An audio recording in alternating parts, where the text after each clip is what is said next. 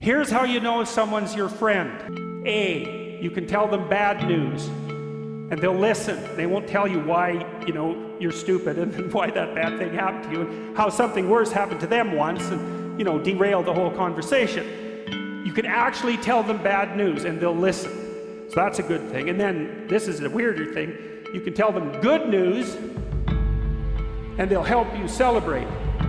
And that's a really good way of deciding who you should have around you, because if you have someone around you, something good happens to you, and you're kind of afraid to even admit it because, God, something good happened to you. You let that be known and it'll certainly be taken away. So, you come out and you sort of tell someone half-heartedly that something good happened to you, and they give you a whack and then talk about, the great thing that happened to them 3 years ago, or worse, the great thing that happened to someone that they knew 3 years ago.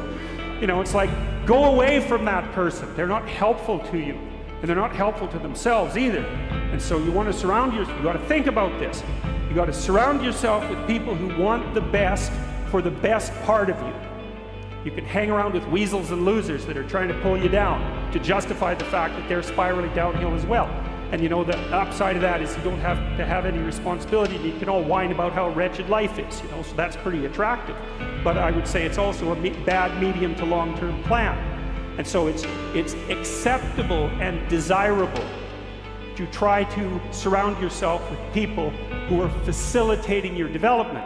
And you might say, well, I've got people around, I know them well, they're not doing that well, and they don't fit into that category. It's like, what's your point?